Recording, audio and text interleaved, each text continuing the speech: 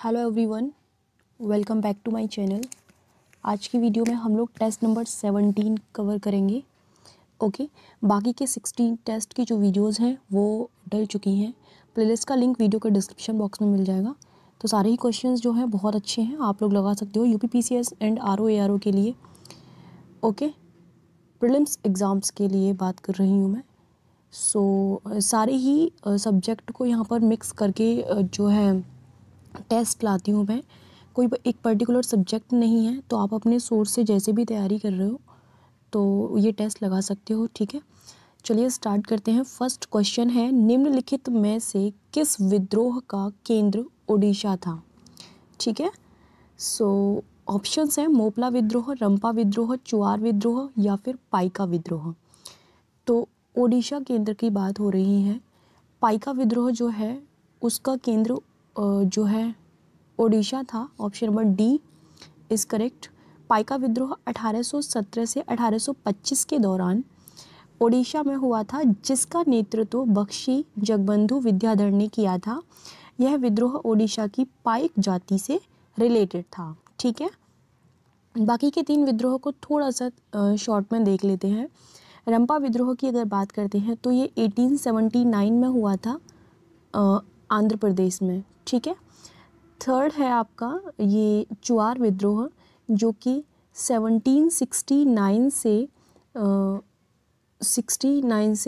1805 तक चला था और ये झारखंड में हुआ था। ओके, उसके बाद ये है आपका मोपला विद्रोह, जो कि 20 अगस्त 1921 में हुआ था। बहुत ही फेमस डेट है इसकी और हुआ ये केरल में था। ठीक है, चलिए सेकंड क्वेश्चन देख लेते हैं। निम्नलिखित संस्थाओं में से किसकी स्थापना दादा भाई नौरोजी द्वारा की गई थी? Your options are East India Association, London India Association, Bombay Association या फिर इन तीनों की ही स्थापना दादा भाई नौरोजी ने की थी।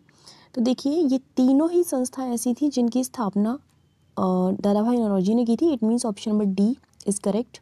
ईस्ट इंडिया एसोसिएशन की स्थापना हुई थी 1866 में, जो कि दादा भाई नौरोजी ने की थी। इसकी शाखा बम्बई में स्थापित थी।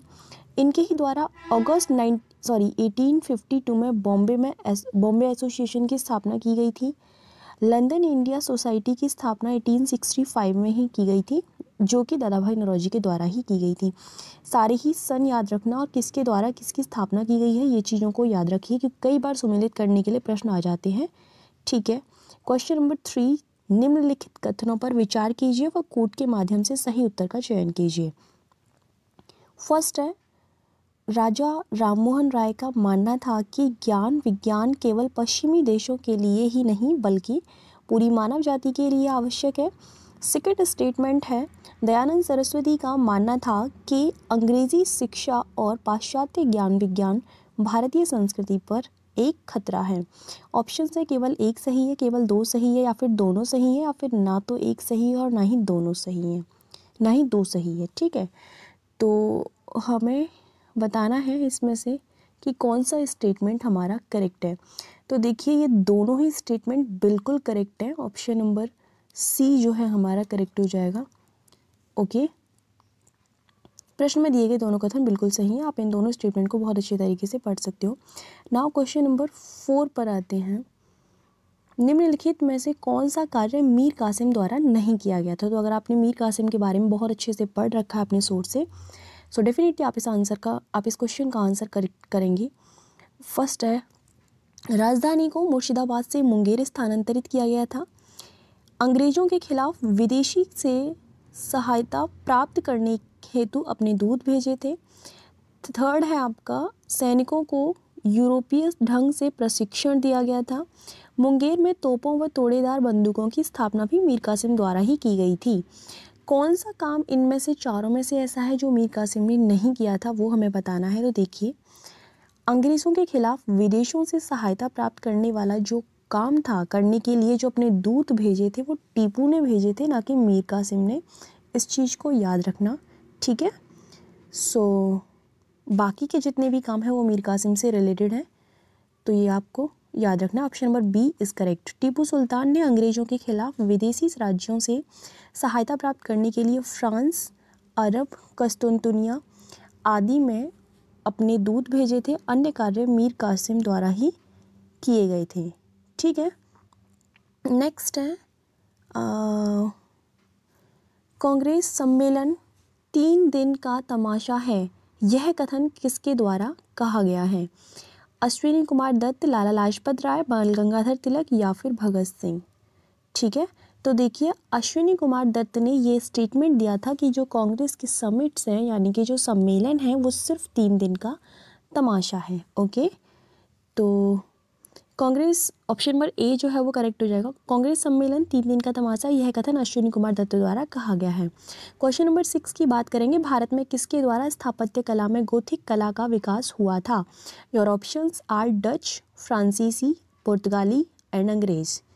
ठीक है, तो किस स्थापत्य कला में गोथिक कला का विकास हुआ था? बहुत इंपॉर्टेंट क्वेश्चन है, कई बार पूछा गया है। सो वो है आपकी पुर्तगाली।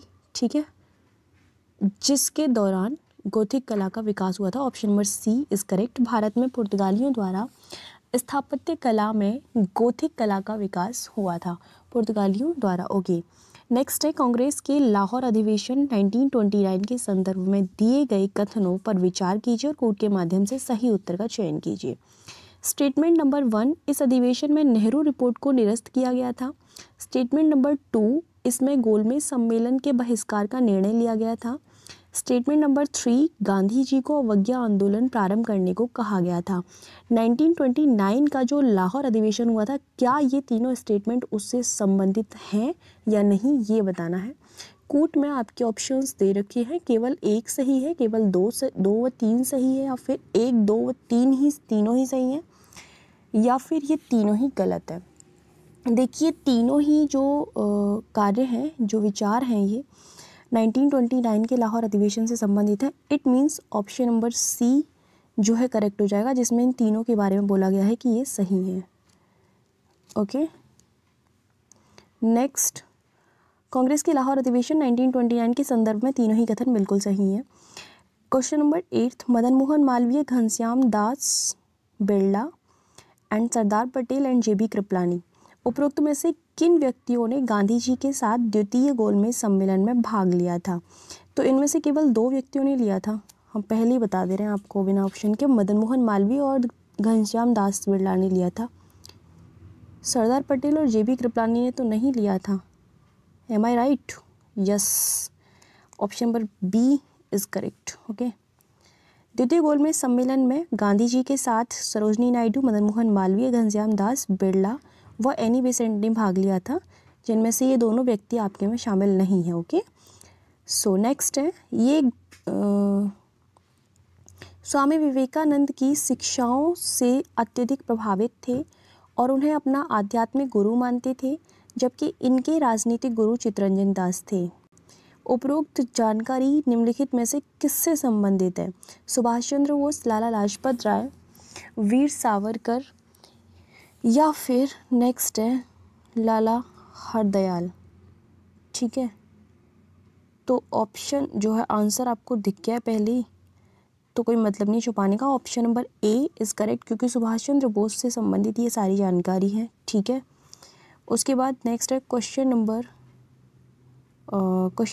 10, इंडियन होम रूल सोसाइटी की स्थापना, गदर पार्टी की स्थापना और कामागाटा मारू प्रकरण और काबुल में अस्थाई सरकार का गठन, इनको हमें क्रम में लगाना है। ओके, सो इनको सबसे पहले क्रम में हम लगाते हैं। पहला है इंडियन होम रूल की जो स्थापना हुई थी 1905 में हुई थी। गदर पार्टी की स्थापना हुई थी 1913 में। कामागाटा मारू प्रकरण हुआ था 1914 में, यस 1914 में। एंड काबुल में अस्थाई सरकार का गठन किया गया था 1915 में। सारे ही सीक्वेंस में ऑलरेडी दे रखे हैं। सो 1, 2, 3, 4 होना चाहिए करेक्ट आंसर। देख लेते हैं क्वेश्चन नंबर 10 का, सी ऑप्शन है। ओके, 1, 2, 3, 4 ये रहा, सी आंसर जो है करेक्ट हो जाएगा। इनकी यहाँ पर स्थापना इस तरीके से दे रखी है जो मैंने भी एक्सप्लेन कर दी है। क्वेश्चन नंबर 11, रॉलेट एक्ट के खिलाफ सबसे पहला विद्रोह प्रदर्शन किसके नेतृत्व में चलाया गया था?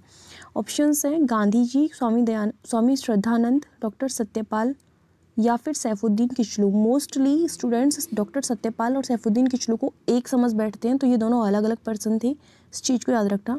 रॉलेट एक्ट के खिलाफ जो प्रदर्शन चलाया गया था वह किसके नेतृत्व में चलाया गया था, ये यहाँ पर पूछा गया है।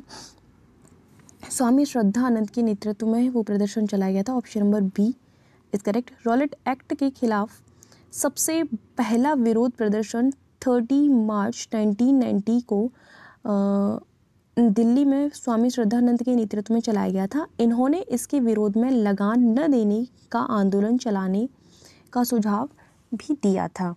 ओके, नेक्स्ट है, जिन्ना की 14 सूत्रीय मांगें निम्नलिखित में से किसके विरोध में थी? असहयोग आंदोलन, क्रिप्स मिशन, वेवेल योजना या फिर नेहरू रिपोर्ट। तो जो जिन्ना की 14 मांगें थीं वो नेहरू रिपोर्ट के अगेंस्ट आई थी। Option number D is correct. 28 मार्च 1929 को दिल्ली में मुस्लिम लीग का अधिवेशन हुआ था, जिसमें जिन्ना ने नेहरू रिपोर्ट के विरोध स्वरूप 14 सूत्रीय मांगें रखी थी। इसी में जिन्ना ने पृथक निर्वाचन मंडल व अलग चुनाव क्षेत्र की मांग की थी। क्वेश्चन नंबर 13, निम्नलिखित युग्मों में से कौन सा सही सुमेलित नहीं है? लीलावती रामानुजम, मिलिंद पन्हो नागसेन, राज तरंगिणी कलहड़ एंड लास्ट ऑप्शन है आपका कर्पूर मंजरी राजशेखर। हमें क्या बताना है इसमें? हमें बताना है इसमें से कौन सा इनकरेक्ट है। ठीक है, तो राज तरंगिणी कलहड़ बिल्कुल करेक्ट है। ये तीनों ही जो कर्पूर मंजरी है दिस इज इनकरेक्ट। एक सेकेंड,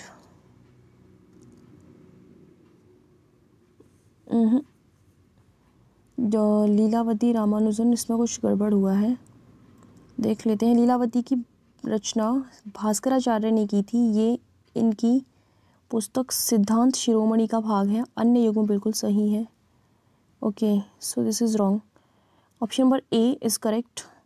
नेक्स्ट है, बुद्ध ने ज्ञान प्राप्ति के बाद ऋषि पत्तन में पहला उपदेश दिया था। यह ऋषि पत्तन निम्नलिखित में से किसके समीप था? ऑप्शंस हैं प्रयागराज, वाराणसी एंड गया और जौनपुर। ठीक है, तो जौनपुर, गया एंड वाराणसी, ऋषि पत्तन की बात हो रही है तो वाराणसी जो है करेक्ट आंसर हो जाएगा इसका। मैं खुद कंफ्यूज थी इसमें थोड़ी सी। बुद्ध ने ज्ञान प्राप्ति के बाद सबसे पहले ऋषि पत्तन में 5 ब्राह्मण सन्यासियों को पहला उपदेश दिया था। इस प्रथम उपदेश को धर्म चक्र प्रवर्तन कहा जाता है। क्वेश्चन नंबर 15 की बात करेंगे। सही सुमेलित कीजिए तथा कूट के माध्यम से सही उत्तर का चयन कीजिए। चौपानी मांडो इन बिहार, बागौर इन कर्नाटक एंड संगनकल्लू इन राजस्थान, चिरांद उत्तर प्रदेश। करना क्या है, इनको मैच करना है। ठीक है, तो सबसे पहले चौपानी मांडो की बात करेंगे जो कि हमारे उत्तर प्रदेश से संबंधित है। ऑप्शन नंबर ए को 4 से मैच कर दीजिए। बात करें अगर बागौर की तो that is related to Rajasthan and Sanganakallu तो नाम से ही पता चल रहा है। उसके बाद चिरांद की बात करेंगे तो बिहार। ओके, सो ठीक है, पहले का चौथा है,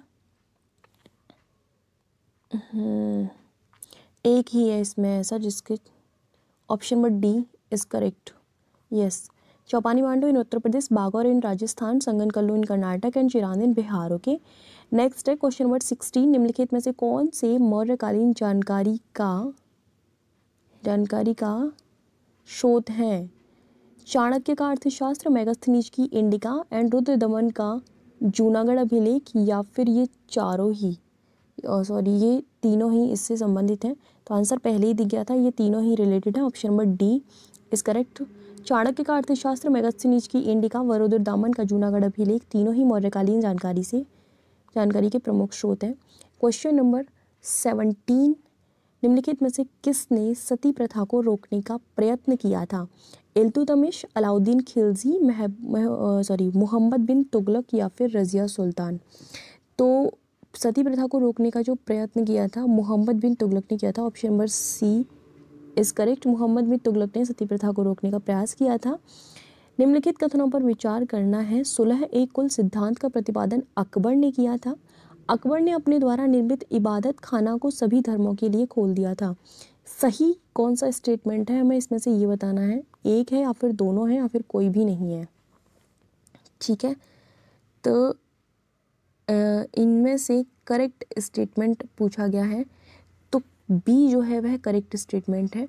और क्यों है? क्योंकि जो सुलह ए कुल का सिद्धांत दिया था, यानी कि उसका जो प्रतिपादन किया था, वह शेख निज़ामुद्दीन औलिया ने किया था, ना कि अकबर ने। इट मीन्स ये हमारा इनकरेक्ट हो जाएगा। आंसर बी है। सुलह ए कुल सिद्धांत का प्रतिपादन शेख निज़ामुद्दीन औलिया ने किया था। अकबर ने 1575 में फतेहपुर सीकरी में इबादत खाना, जिसको आप पूजा गृह कह सकते हो, का निर्माण करवाया था। 1578 में इसे सभी धर्मों के लिए खोल दिया गया था।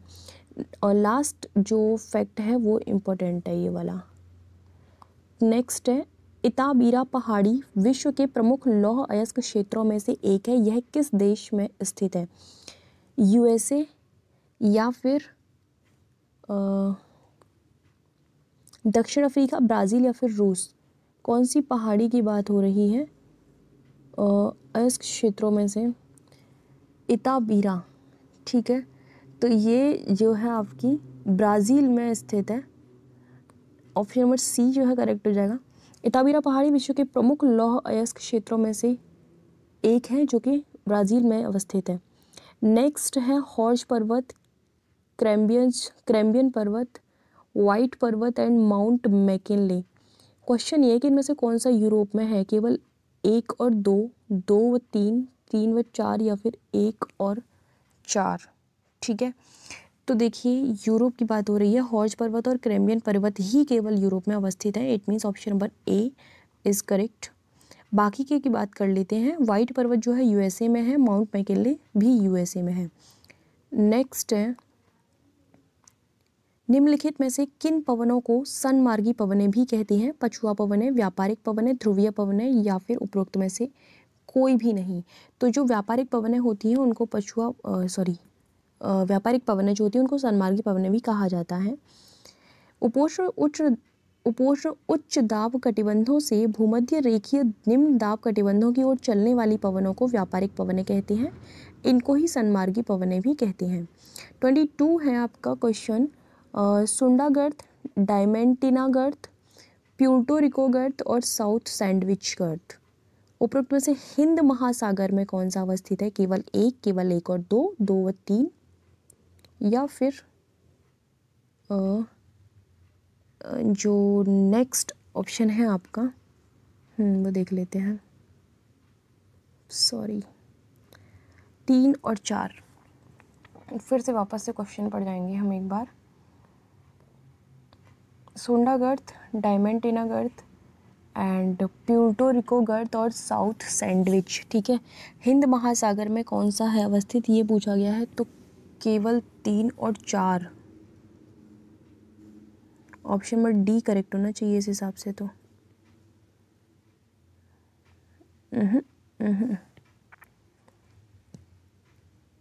सुंडा गर्त व डायमेंटिना गर्त हिंद महासागर में है, जबकि south sandwich and Puerto Rico गर्त जो है अटलांटिक महासागर में है। ऑप्शन गलत हो गया है, कोई दिक्कत नहीं, एक्सप्लेनेशन के थ्रू आप उसे करेक्ट कर लीजिएगा।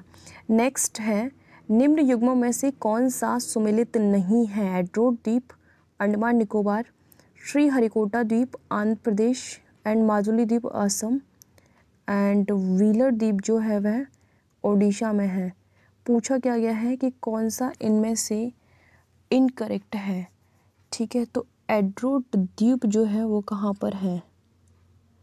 ये जो है इनकरेक्ट है। तीनों जो है वो बिल्कुल करेक्ट है, क्योंकि एड्रोड द्वीप जो है लक्षद्वीप में है, ना कि अंडमान निकोबार में। ओके, इसकी एक खास बात ये है कि यह लक्षद्वीप का सबसे बड़ा द्वीप है। ठीक है, निम्नलिखित में से किस नदी को हिमाचल प्रदेश में चंद्रभागा नाम से जाना जाता है? रावी, व्यास, सतलज या फिर चिनाब को? ठीक है, तो जो चिनाब नदी है उसको चंद्रभागा के नाम से जाना जाता है, जो कि मैंने नदियों वाले चैप्टर में क्लियर करके पढ़ाया था। चिनाब नदी को हिमाचल प्रदेश में चंद्रभागा नाम से जाना जाता है। चिनाब नदी हिमाचल प्रदेश में बारालाचा दर्रे के पास से निकलती है। यह सिंधु की विशालतम सहायक नदी है। भारत में अधिकांश खनिज प्रायद्वीपीय भारत में पाए जाते हैं। कारण इसका ये है क्योंकि उत्तर भारत के मैदानी भाग खनिजों की दृष्टि से कमज़ोर क्षेत्र हैं। यहाँ न के बराबर खनिज पाए जाते हैं, ऐसा कुछ भी नहीं है। मतलब ये दोनों ही स्टेटमेंट बिल्कुल करेक्ट हैं, अलग से ही पता चल रहा है, लेकिन ये जो रीज़न है इसका सही स्पष्टीकरण नहीं दे रहा है। That's why option number B correct होना चाहिए। इसके ऑप्शंस हमेशा एक जैसे होते हैं, इसीलिए मैंने इनको पढ़ा नहीं था। ए और आर दोनों सही हैं, बट आर जो है वो एक ही सही व्याख्या नहीं करता, इसलिए बी आंसर हो जाएगा। ठीक है, तो 25 क्वेश्चंस कंप्लीट हो चुके हैं। मिलते हैं नेक्स्ट वीडियो में। Thank you so much for watching my video.